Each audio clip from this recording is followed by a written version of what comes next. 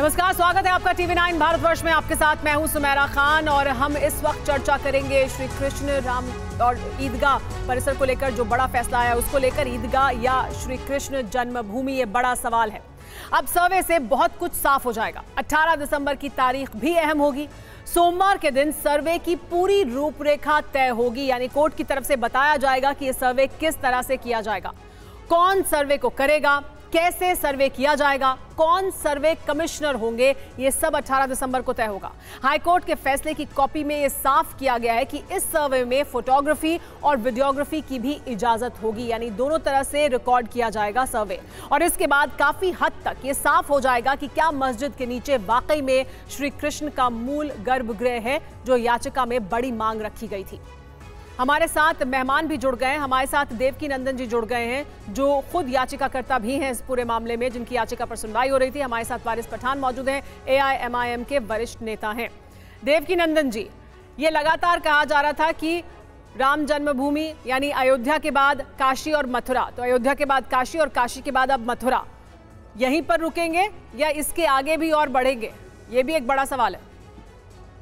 नहीं, ऐसा नहीं है। हमारा देखिए, आपको हमने कई बार बताया, आप सब जानते हैं, हमारे सनातनियों का जो सबसे बड़ा विषय है वो है अयोध्या, मथुरा और काशी। इन तीनों जगह पे सभी सनातनियों के, जो 100 करोड़ सनातनी है अथवा जो बाहर भी सनातनी रहते हैं, उन सबके प्राण बसते हैं। राम, कृष्ण और शिव, इन तीनों जगह पे जो हमारे प्राण बसते हैं, वहां पर बाहरी आक्रांताओं ने आकर इस जगह पर आक्रमण किया और हमारी आस्था को, हमारे धर्म की भावनाओं को, 100 करोड़ सनातनियों की भावनाओं को ठेस पहुंचाने का काम किया। अब एक दो ही ऑप्शन थे, या तो हम लोग बैठ के बात करते कि भाई ये तीनों जगह तुम ले लो, वो हुआ नहीं, तो फिर कोर्ट का ही रास्ता बचता है और कोर्ट में गए हैं। कोर्ट के माध्यम से ये सारी चीजें आ रही हैं और भगवान ने चाहा तो कोर्ट के माध्यम से इसमें जो राम जन्मभूमि का न्याय हुआ है वही न्याय हमें यहाँ मिलेगा, ऐसी आशा रखते हैं कोर्ट से। वारिस पठान जी, आपने सुना देवकी नंदन को, और यही उनका कहना है कि कोर्ट के रास्ते से, कानूनी व्यवस्था के रास्ते से, कानून के माध्यम से वो चाहते हैं जो उनके मुताबिक उनकी आस्था के लिए बहुत जरूरी है। तो क्या आप इसका स्वागत करते हैं जो आज अब कोर्ट ने कहा है कि सर्वे होगा और इसी माध्यम से, इसी रास्ते से क्या वो न्याय मिलेगा जिसकी मांग कर रहे हैं वो तमाम लोग जो कहते हैं कि यहाँ पर श्री कृष्ण का जन्म हुआ था, गर्भगृह यहाँ पर मौजूद है? देखिए सुमेरा जी, देश चलेगा संविधान से, आस्था से नहीं। आस्था तो मेरी भी आस्था है, फिर मेरी आस्था का क्या होगा? इनको पता है कि प्लेसेस ऑफ वर्शिप एक्ट 1992 अभी भी है मौजूद। ये एक्ट जो बनाया था, ये जो कानून बनाया था, इसकी एक मंशा थी कि जो भी चीजें, बाबरी मस्जिद के टाइम पे ये एक कानून आया था, पार्लियामेंट के अंदर पास हुआ कानून है, आज भी वो उसके अंदर एक्टिव है। वो जो भी चीजें प्लेसेस ऑफ वर्शिप हो, जैसा कि मंदिर हो, गिरजाघराह हो, मस्जिद हो, जो भी 15 अगस्त 1947 के पहले की थी, आप उसका नेचर और कैरेक्टर को चेंज नहीं कर सकते। ये साफ तौर से कहा गया, पार्लियामेंट में पास हुआ। उसके बावजूद ये लोग आकर इस तरह की बातें अगर करेंगे तो साफ बात है कि संविधान को नहीं मानते। इनकी मंशा सिर्फ एक ही, किसी भी तरह से मुसलमानों को परेशान किया जाए, किसी भी तरह से उनकी जगहों को हत्या जाए। बात नंबर 2, अभी जो उन्होंने मथुरा की बात की, उसके अंदर एक दोनों पार्टी के बीच में, मस्जिद कमेटी और जो टेंपल का ट्रस्ट है उसके बीच में एक एग्रीमेंट हो चुका है। पहले एक समझौता हो चुका है जिसके अंदर साफ तौर दोनों जन बैठे थे, और उसमें मेरे पास कॉपी भी है, मैं चाहिए तो भेज सकता हूं। उसमें लिखा हुआ है कि नहीं, ये जो जगह है बंद मस्जिद के ट्रस्ट के हाथ में रहेगी। साफ, तो फिर क्या जाने की जरूरत थी इनको कोर्ट के अंदर? इनको पता है जनवरी 9 के दिन सुप्रीम कोर्ट ने सुनवाई के लिए रखा हुआ है ना मैटर, फिर भी अभी जाकर इस तरह का ऑर्डर लाना, वहां पे सर्वे करना, तो ये एक ही चीज दर्शाता है कि बीजेपी भी चाहती है कि 2024 के चुनाव के पहले एक पोलराइजेशन का माहौल क्रिएट हो देश के अंदर और नफरत फैले। बाकी क्योंकि जब सब समझौता हो चुका था, बाबरी के टाइम भी हमने तो कहा था देखिए नहीं, ये लोग कुछ ना कुछ करेंगे, और ये अब करने पे उतारू हो चुके हैं। काशी पे आ गए, अभी देखिए मथुरा के ऊपर आ गए, और एक भी मस्जिद का लाएंगे। अभी तो देवकी नंदन जी जवाब ले लेते हैं। देवकी नंदन जी, आप कह रहे हैं ये आस्था से जुड़ा हुआ मामला है, लेकिन वारिस पठान राजनीति से जोड़ रहे हैं इस पूरे मामले को। फिर भी इनको नफरत नहीं मानना है, इनको क्यों नहीं मानना? चलिए बताइए मुझे। सुन लेते हैं, देवकी नंदन जी का जवाब सुन लेते हैं। देवकी नंदन जी, एक दूसरा जो दोनों सुन लेते हैं, जवाब सुन लेते हैं ना। आप आरोप लगा रहे हैं उन पर कि वो आस्था का सवाल नहीं है, राजनीति का सवाल है। तो देवकी नंदन जी, क्या आस्था का सवाल है? क्योंकि आप आस्था का सवाल कहते हैं, लेकिन वारिस पठान कहते हैं कि राजनीति का सवाल है। मैं कोई राजनीतिक आदमी मेरे को आवाज नहीं आ रही है किसी की। मैं कोई राजनीतिक आदमी नहीं हूं और मैं कभी किसी और के धर्म पर प्रश्न चिन्ह नहीं लगाता। दुर्भाग्य यह है कि ये जो महानुभाव यहाँ बैठे हैं ये दूसरे के भावनाओं को भी नहीं समझते, सनातन की भावनाओं को नहीं समझते।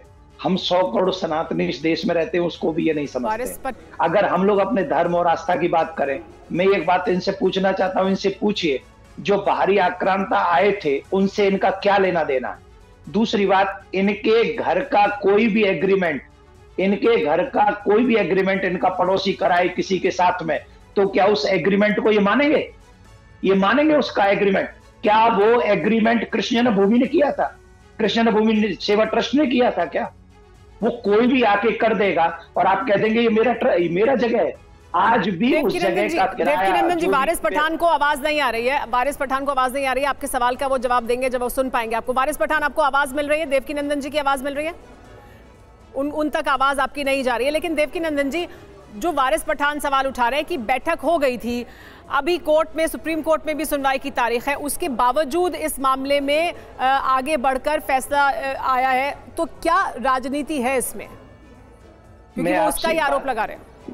मैं एक बात जानना चाहता हूं, सुप्रीम कोर्ट में 9 तारीख है, लेकिन उससे पहले अगर हाई कोर्ट सुन रहा है तो कोर्ट का राइट है ना। देवकीनंदन जी, अब आपको वारिस पठान सुनेंगे, आपको सवाल उनसे पूछ रहे थे, उनको आपकी आवाज मिलेगी। वारिस पठान, आपको आवाज मिल रही है?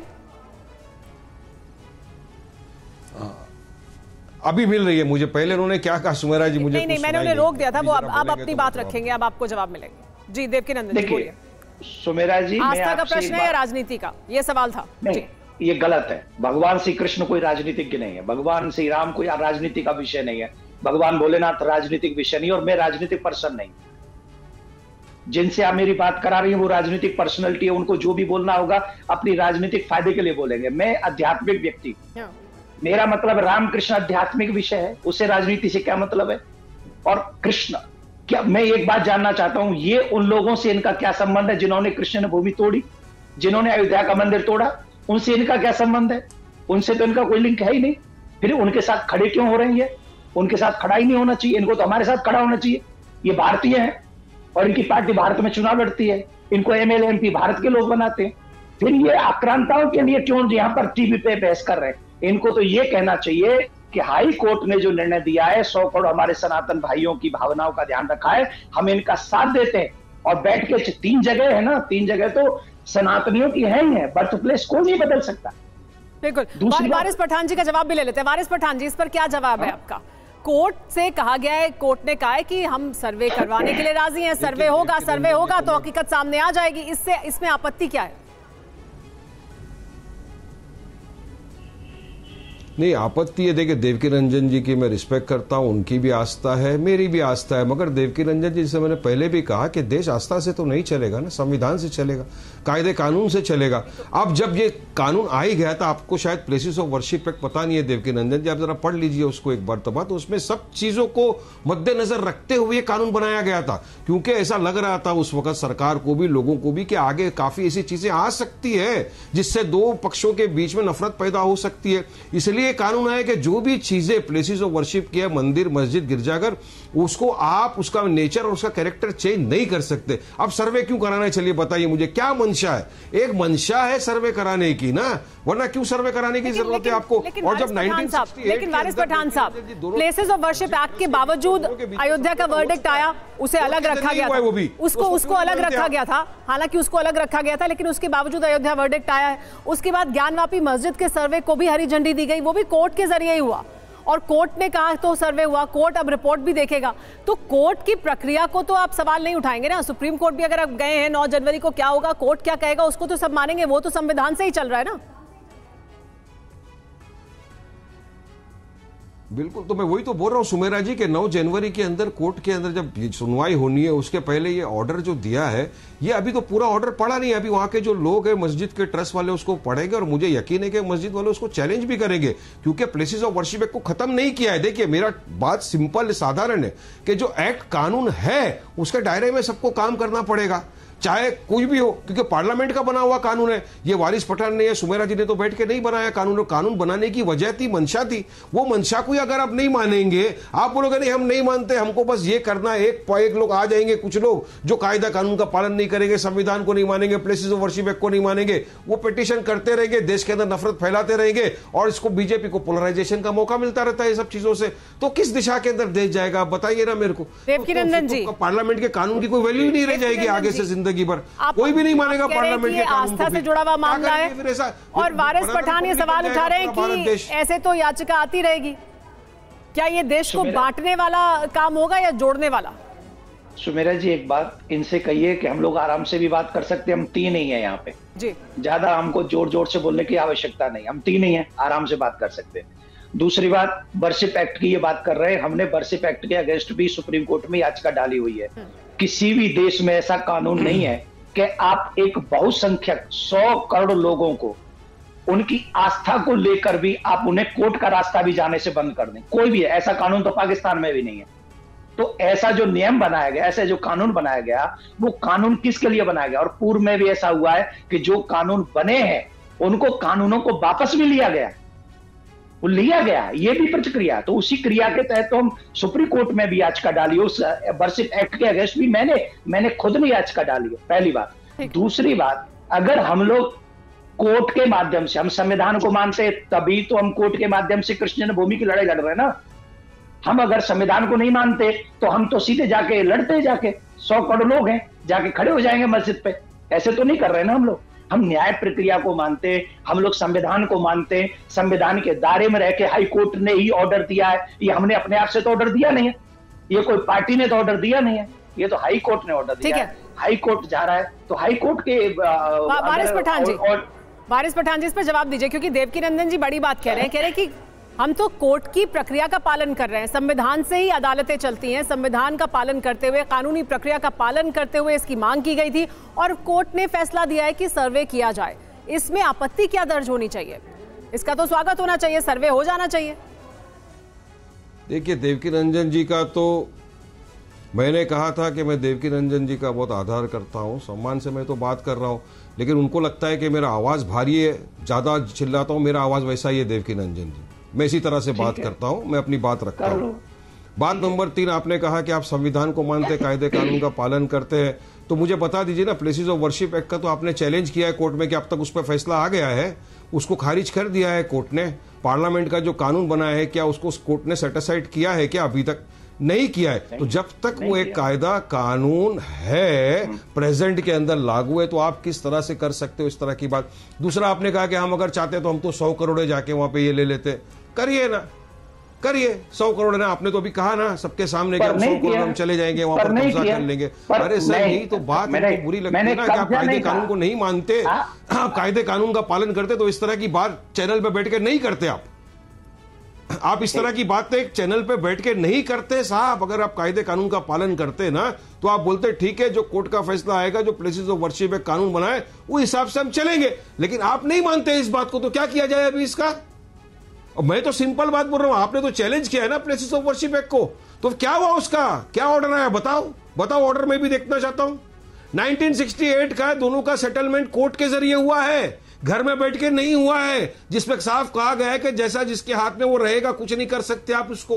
वो भी तो कोर्ट से सेटलमेंट है 1968 का। देखिए, मैं आपको पिटीशन की कॉपी है मेरे पास। लेकिन वारिस पठान, देवकीनंदन जी ये कह रहे हैं कि चलिए सेटलमेंट को, कि वो तरीका गलत होता अगर करते, लेकिन उस तरीके को उन्होंने उस तरीके का अनुसरण नहीं किया है कि अगर जाकर खड़े हो जाते और कब्जा कर लेते, वो नहीं किया उन्होंने ना। तो आप उनको कह रहे हैं कि वो गलत बात कर रहे हैं देवकीनंदन जी। देखिए सुमेरा जी, मैं समझता हूं उन्होंने क्या कहा, मैं समझता हूं उन्होंने क्या कहा, क्यों कहा। सुन लीजिए देवकीनंदन जी का जवाब, सुन लीजिए जी। देखिए, ये बड़ी प्रॉब्लम है, ये अपने शब्द मेरे मुंह में ठूस रहे हैं। मैंने कहा 100 करोड़ हैं, हमने वो रास्ता तो नहीं अपनाया, हमने कोर्ट का रास्ता अपनाया है। क्यों? क्योंकि हम संविधान को मानते। अगर हम संविधान को मानते और उसमें भी आपको प्रॉब्लम हो रही है, उसमें आपको प्रॉब्लम नहीं होनी चाहिए। और 1968 की जो बात है आप कर रहे हैं, मैं आपसे पूछना चाहता हूं, आपके घर का एग्रीमेंट, आपका कोई पड़ोसी किसी के लिए कराए तो आप मान्य है क्या? वो आप मान लेंगे उसे? आप नहीं मानेंगे। वैसे ही जिस एग्रीमेंट को आप हमें दिखा रहे हैं, टेंपल ट्रस्ट ने किया है, टेम्पल ट्रस्ट ने किया है। जिसको आप टेम्पल ट्रस्ट कह रहे हैं वो टेम्पल ट्रस्ट नहीं है। आप गलत कह रहे हैं, आप गलत जानकारी दे रहे हैं। श्री देवधर शास्त्री यूपी मंत्री authorised by the Shri Krishna Janmashtami Seva Sangh Mathura as first party and Shri Shah Mir Wali and Abdul Gaffar advocate for the respondent of the Shahi Masjid Idgah trust Mathura as the second party. ये दो पार्टी है देवकी रंजन जी, और आपने कहा कि आप संविधान को मानते हैं, तो टेम्पल ऑफ डेमोक्रेसी जो है ना वो अपना पार्लियामेंट है। पार्लियामेंट को सुनिए 10 सेकंड, पार्लियामेंट जो है ना अपना सदन, उसको टेम्पल ऑफ डेमोक्रेसी बोला जाता है। वहां फैसले होते हैं, वो देश पे लागू होते हैं, वो देश को मानना पड़ता है। वहां पर कानून पास हुआ है प्लेसेस ऑफ वर्शिप एक्ट का, तो क्यों नहीं मानते आप उसको? इस तरह से जाकर आप दो समुदाय के बीच में नफरत क्यों पैदा करना चाहते हो? क्यों नफरत फैलाना चाहते हो आप देश के अंदर? सुकून से सब रह रहे। हमारी बाबरी मस्जिद तो चले गई ना, हमारी बाबरी मस्जिद को तो शहीद कर दिया ना 6 दिसंबर 1992 ब्लैक डे ऑफ डेमोक्रेसी के अंदर। जवाब तो सुन लीजिए, आपके 10 सेकंड हो गए पूरे। उसके बाद देवकी नंदन जी कि अब आगे से आप करेंगे, तब भी आप ऐसा करेंगे तो कैसा चलेगा देवकी नंदन जी, बताइए। जी देवकी नंदन, देखिए माय डियर पठान साहब को बताइए कि कृष्ण जन्मभूमि का जो मंदिर है वो सेवा संघ नहीं चलाता है, और कभी भी सेवा संघ के अंतर्गत वो कृष्ण भूमि मंदिर नहीं रहा है। आप अभी मथुरा आए नहीं है, आप पहले मथुरा आके चेक कर लीजिए, ठीक है ना? आप पहले मथुरा के चेक कीजिए, तब इतने बड़े चैनल पे आप बोलिए। आप नेशनल चैनल पे गलत जानकारी दे रहे माय डियर, और इससे आपके जो फॉलोअर्स हैं उनको प्रॉब्लम होगी। तो पहले यहां पता कर लीजिए, सेवा संघ मथुरा को नहीं चलाता है। कोई प्रॉब्लम नहीं है, मैं तो सही जानकारी दे रहा हूं, पिटीशन की कॉपी लेके बैठा हूं मैं। आप इसको झुटलाओ, आप बोलिए कि ये गलत ऑर्डर है, आप बोलिए कि जो फैसला है श्री कृष्ण जन्माष्टमी का ये गलत है, बताइए ना। मैं तो आपको तारीख के साथ बता रहा हूं, 12 अक्टूबर 1968 एग्रीमेंट हुआ है बिटवीन श्री कृष्ण जन्मस्थान और उसके बीच में। ये रहा कॉपी एग्रीमेंट की। मुझे बताइए, फॉलोवर है वो देवकी नंदन जी पढ़ के क्यों नहीं गए? पढ़ के आते तो इस तरह की आप बात नहीं करते ना देवकी नंदन जी। थोड़ा पढ़ लेते हैं। मेरी बात सुने, मैं थोड़ा नहीं बहुत पढ़ा हूं। थोड़ा पढ़ लिया करिए, थोड़ा सा पढ़ लीजिए।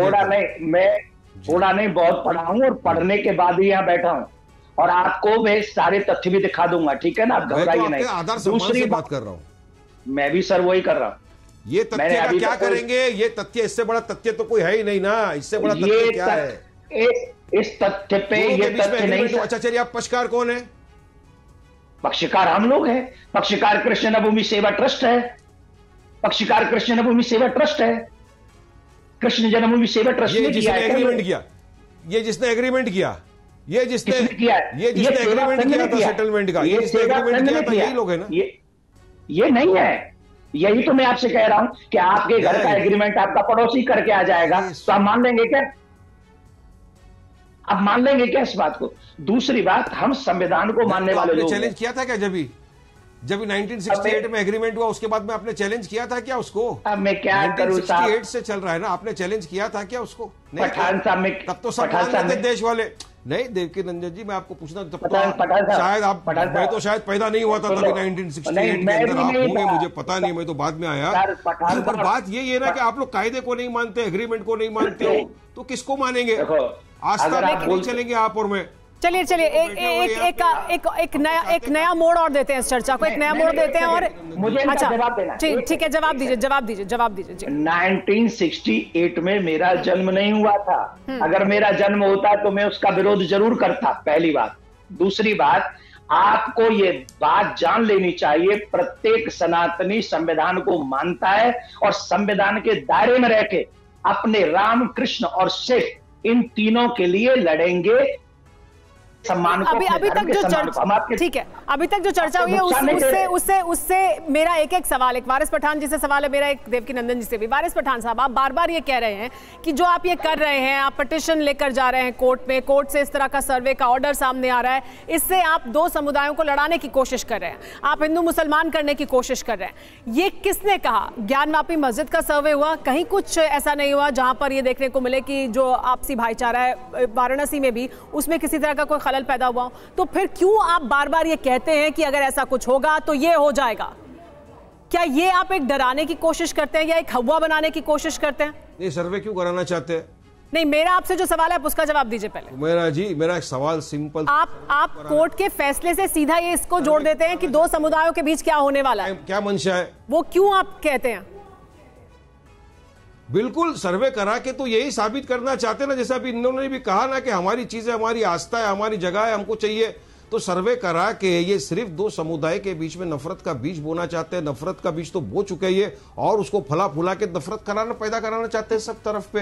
क्यों नहीं मानते प्लेसेस ऑफ वर्शिप एक्ट को? मेरा सवाल यही है। जो framers of places of worship act थे उन्होंने सोच समझ के इंटेंशन के साथ बनाया था, तो अब इनकी मंशा क्या है सर्वे कराने की? मैं तो ये जानना चाहता हूं, मंशा क्या है? खाली सर्वे करा के देख लेना नहीं है, सर्वे हो चुका। इसका जवाब दीजिए कि मंशा क्या है। लेकिन एक बड़ा सवाल ये है, देश में नफरत 1968 की बात भी हो रही है कि तब क्या समझौता किया गया था, उसके पहले की भी बात हो रही है, 1991 का प्लेसेस ऑफ वर्शिप एक्ट की भी बात हो रही है। यानी क्या अब ये तय कर लिया गया है कि इस तरह की किसी चीज को नहीं माना जाएगा, हम फ्रेश तरीके से इस पूरे मामले को देखेंगे और ये 3 जगहें काशी, मथुरा, अयोध्या, यहां पर जो भी हिंदू पक्ष का कहना है उसको स्थापित करने के लिए आगे बढ़ेंगे? क्या ये ही दिशा है और उसी दिशा में आगे बढ़ रहे हैं? फिर चाहे कोई कानून हो उसको बदला जाए या कुछ भी किया जाए। मुझे एक बात बताए, जिस समय ये कानून 19 वर्शिप एक्ट जो बना वो किसके लिए बना था? वो सिर्फ, अब मैं उतना ही नहीं चाह रहा हूं, मैं तो जा रहा हूं, मुझे बोलना नहीं चाहिए क्योंकि एज ए धर्मगुरु मेरा ही, मुझे नहीं, मैं वो नहीं करना चाहता हूं, पर फिर भी मुझे एक बात बताइए, इस स्वतंत्र भारत में सिर्फ सनातनियों के ही मंदिर सरकार के कब्जे में क्यों है? मुझे बताइए जरा। आज भी इन सभी अन्य धर्म को मानने वाले सभी लोगों की पूजा जो स्थान है वो सब फ्री है, वो सब फ्री है, लेकिन हिंदुओं का, सनातनियों का जो मंदिर है, पूजा स्थल है, वो सरकारों के अंडर में है। क्यों भाई? 100 करोड़ सनातनियों की भावना को ठेस पहुंचाने का काम नहीं है ये। और फिर कोर्ट जाने के लिए भी बैन किस पे लगा दिया? हिंदुओं पे लगा दिया। क्यों लगा दिया भाई? हम क्या कर रहे हैं? हम करने क्या जा रहे हैं? अगर एक फिर संविधान गलत हो जाएगा ना, जहां सबको ये अधिकार है कि आप अपनी पूजा, अपनी देव स्थली आप सबके सम्मान के साथ यहां कर सकते हैं। एक तरफ तो हमारे मंदिर ले लिए गए सरकार के द्वारा, दूसरी तरफ हमें कोर्ट जाने से भी रोका जा रहा है कि तुम्हारे मथुरा में कृष्ण आए होंगे तो आने दो, लेकिन तुम कोर्ट नहीं जाओगे। ये हमारे साथ न्याय हो रहा है? आजाद भारत में हमारे साथ ऐसा होगा? और कोर्ट के माध्यम से भी अगर हम अपनी लड़ाई लड़ रहे हैं तो ऐसे महानुभाव आकर हमसे कहते हैं कि नहीं, तो ये तो संविधान को नहीं मानते। अरे संविधान को मानते तभी तो कोर्ट गए ना। वारिस पठान साहब, इसलिए तो न्याय मिलेगा। वारिस पठान साहब, न्याय लेने के लिए अदालत ही जाएंगे ना? अगर ये पक्ष है और वो ये मानते हैं कि ये न्याय नहीं हुआ है या इस मामले में न्याय होने की जरूरत है, तो फिर अदालत का ही रुख किया जाएगा, सर्वे होगा, सर्वे का नतीजा आएगा। इस मामले को जहां तक चैलेंज कर सकेंगे वो चैलेंज करेंगे। इसमें गलत क्या है? गए थे अदालत में, मुझे इनसे एक क्वेश्चन, मेरा क्वेश्चन कर न्याय के लिए अदालत में गए थे, जाना भी चाहिए और मैं वकील भी हूं। वारिस पठान साहब, आपसे एक सीधा सवाल पूछना चाहते हैं देवकीनंदन, मेरे सवाल का जवाब भी दीजिएगा और उनके सवाल का भी। जी बोलिए, एक क्वेश्चन पूछिए देवकी जी, पूछिए देवकी जी। मैं आपसे जानना चाहता हूं, आपके आध्यात्मिक, आपके धर्म के आध्यात्मिक किसी भी बुक में ऐसा कोई पीर पैगंबर है जो मथुरा में आया हो? बता दीजिए। चलिए हम और आप सीधी बात करते, बोलो। मैं दोनों तीनों बात का आपका जवाब देता हूं। पहले बात का आपका सवाल यह था कि क्या कोर्ट में नहीं जाएंगे? कोर्ट में तो जाना चाहिए ना, मैं भी वकील हूं, कायदे कानून का मैं भी पालन करता हूं, आप भी करता है। इसी तरह तो कोर्ट में गए थे ना, हलफनामा दाखिल किया था ना बाबरी मस्जिद के लिए। क्या हुआ? हलफनामा दाखिल करने के बाद हमारी बाबरी मस्जिद को 6 दिसंबर के दिन शहीद कर दिया गया ना। पहले पता ताला खोल दिए, फिर अचानक से वहां पर भी मूर्तियां प्रकट हो गई, उसके बाद बंद कर दिया और 6 दिसंबर के दिन बाबरी मस्जिद को शहीद कर दिया। इसलिए हम नहीं चाहते, हम एक बार बाबरी को खो चुके हैं, हम नहीं चाहते कि दूसरी मस्जिदों के साथ भी ऐसा हो। तो उस वक्त सरकार भी यही सोच रही थी कि दूसरी मस्जिदों के साथ न हो, इसी वजह से प्लेसेस ऑफ वर्शिप एक्ट 1991 आया, उसको पास किया गया और सबको मानना पड़ेगा। लेकिन आप अगर उसको मानते तो आप उसका उल्लंघन करके कोर्ट में नहीं जाते, क्योंकि आपको पता है कि आप प्लेसेस ऑफ वर्शिप एक्ट के तहत में आप नेचर ऑफ कैरेक्टर, जगह का चेंज नहीं कर सकते। तो फिर आपको कोर्ट में क्यों जाने की जरूरत पड़ी? मुझे बताइए साहब। नहीं जा सकते आप तो कानून के इतने बड़े मानने वाले इंसान हो, तो आपको तो रोकना चाहिए था कि ऑलरेडी यहां पर 1968 के अंदर ही एक फैसला हो चुका है, दोनों ने आपस में मिलकर समझौता कर लिया है कि ये जगह मस्जिद की रहेगी, प्लेसेस ऑफ वर्शिप पे रहेगा। मगर फिर भी आपको जाकर क्या दिखाना चाहते हो? आप सिर्फ मुसलमानों के खिलाफ नफरत नहीं फैलेगी क्या? हम देश को प्रोग्रेस कराना चाहते हैं, विकास के नाम पे आगे लेना चाहेंगे क्या? हम रिलीजन के नाम पे इस तरह से बंटवारा करेंगे हिंदू मुसलमान करके? नहीं, आप तो समझदार सुलझे हुए इंसान हो, तो आपको तो समझाना चाहिए लोगों को कि नहीं, हम कानून का पालन करेंगे, हम प्लेसेस ऑफ वर्शिप एक्ट का पालन करेंगे, और जो भी चीज 1947 15 अगस्त के पहले की जिस तरह से थी, जिस पोजीशन में थी, अब हम उसको टच नहीं करेंगे, आगे नहीं बढ़ेंगे। और सवाल पूछ रहे हैं, उसका जवाब भी दे दीजिए, साथ ही उसका जवाब भी दे दीजिए, फिर आगे बढ़ाएंगे इस चर्चा को। एक और सवाल उन्होंने आपसे सीधे तौर पर पूछा था, उसका जवाब। क्या सवाल पूछे? क्या सवाल पूछे? सब सवाल का तो जवाब देवकीनंदन जी दोबारा पूछ लीजिए सवाल। अगर मैं सवाल ही नहीं समझूंगा तो जवाब क्या दूंगा? मुझे सवाल तो पूछे, मेरे जवाब, मैंने तो आपको 10 सवाल कर लिया, आपने एक भी जवाब नहीं दिया।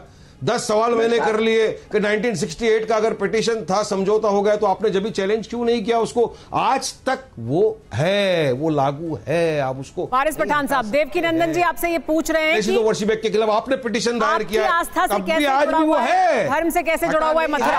आप पूछ लीजिए देवकीनंदन जी, सीधे सवाल। एक बात, मुझे सीधा एक सवाल का जवाब दे दीजिए।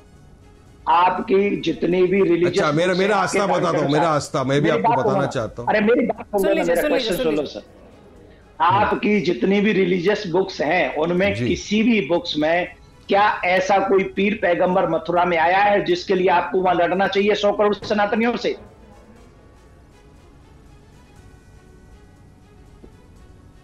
देखिए, पूरे हिंदुस्तान में आया ख्वाजा गरीब नवाज सरकार हिंदुस्तान में। बात सुनिए सर, सुनिए देवकीनंदन जी, मैं भी एक पॉलिटिशियन हूं, मैं भी कोई मुफ्ती आलिम या कोई बहुत बड़ा मौलाना नहीं हूं, मगर मैं आपको बता रहा हूं, मथुरा भी मेरे देश का हिस्सा है ना।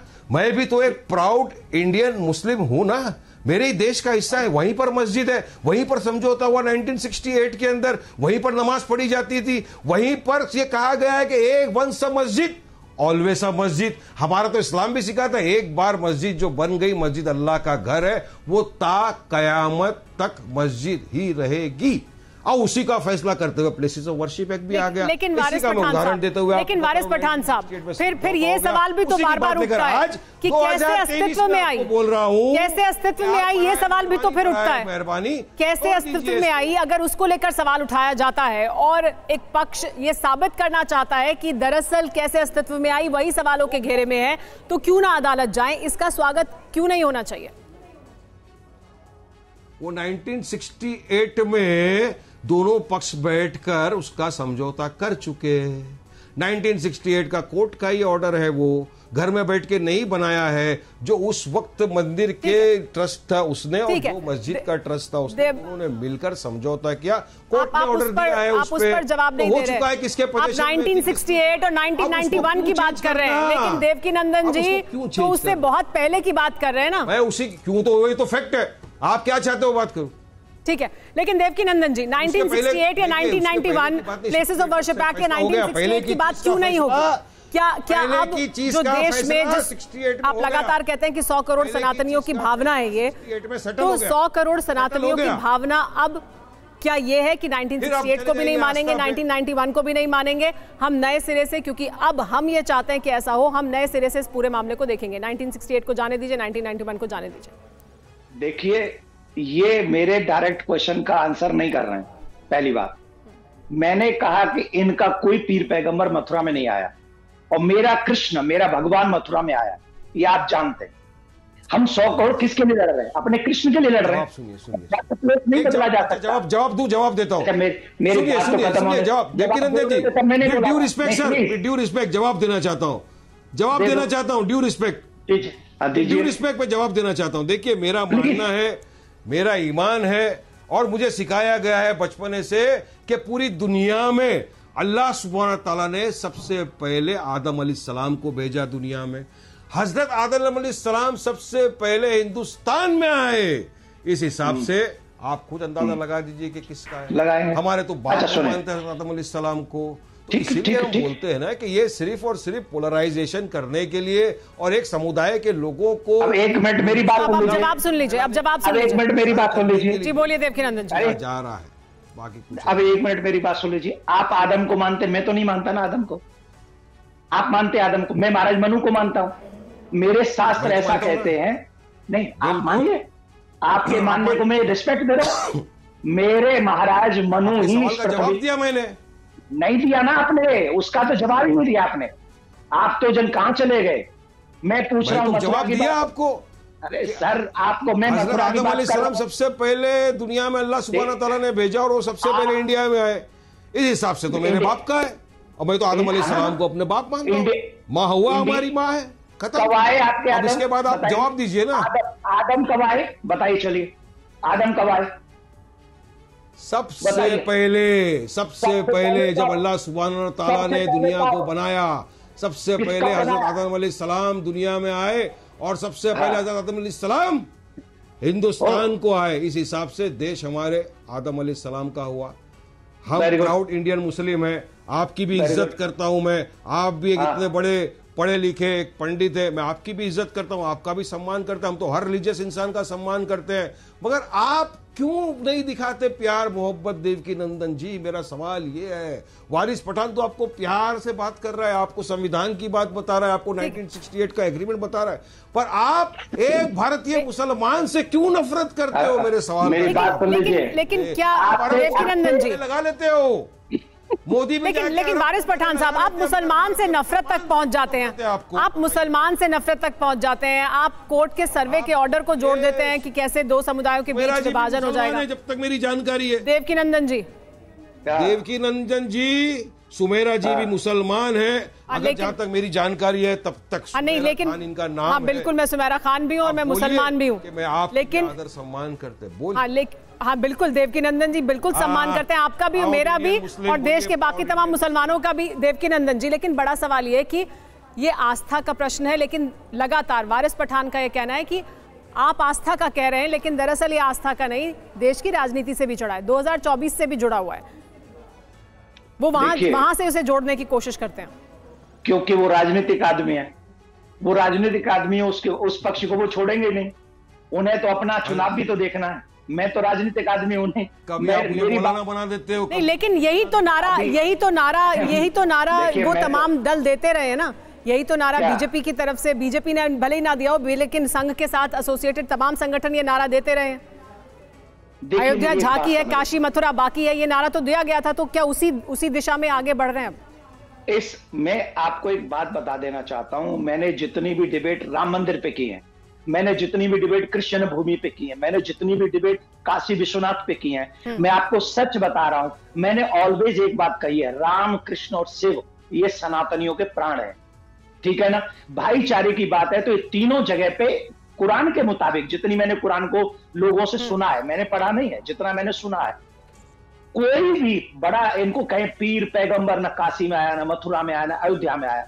तो अगर हम प्यार की बात है, जैसे प्यार की दुकान खोल रहे थे भी बहुत अच्छी, मैंने हमेशा से कहा है इन 3 जगह पे आपका कोई बड़ा पीर पैगंबर नहीं आया, और इन 3 जगह पे हमारे तीनों प्राण आए, और तीनों प्राण जो आए हैं उनकी ड्यू रिस्पेक्ट, 100 करोड़ सनातनियों की ड्यू रिस्पेक्ट। क्या हमारे मुस्लिम भाइयों को ये नहीं करना चाहिए था कि नहीं, इन 3 जगह पे हम नहीं जाएंगे, या हमारे भाइयों के प्राण बसते हैं, या राम है, या कृष्ण है, या शिव है। हमने ये है, मैंने ये कहा कि वहाँ पीर पैगंबर की दरगाह है, मैंने ये कहा कि वहाँ पीर पैगंबर की दरगाह, मैंने कहा मस्जिद है, मस्जिद अल्लाह का घर है, और एक बार जब मस्जिद तामीर हो गई तो ता कयामत तक मेरा ईमान सिखा रहा है, मेरा ईमान है कि मस्जिद ही रहेगा, आप चेंज नहीं कर सकते। फिर कानून भी उसके ऊपर आ गया, प्लेसेस ऑफ वर्शिप है, 1968 का भी उसके ऊपर जजमेंट है। तो कैसा आप किसको ले सकते हो? क्यों सर्वे कराना चाहते हो? लेकिन वारिस पठान साहब, जी जवाब देना चाहते हैं। देवकी नंदन जी बोलिए, जवाब दीजिए, फिर मैं सवाल लूंगी। जी सुन लेते हैं, बोलिए देवकी नंदन जी। एक मिनट। कुरान में लिखा है, जो मैंने लोगों से सुना है, मौलवी इत्यादों से, कुरान में लिखा है कि किसी की भी जगह, छीनी हुई जगह पर हम अपने खुदा की बंदगी नहीं कर सकते।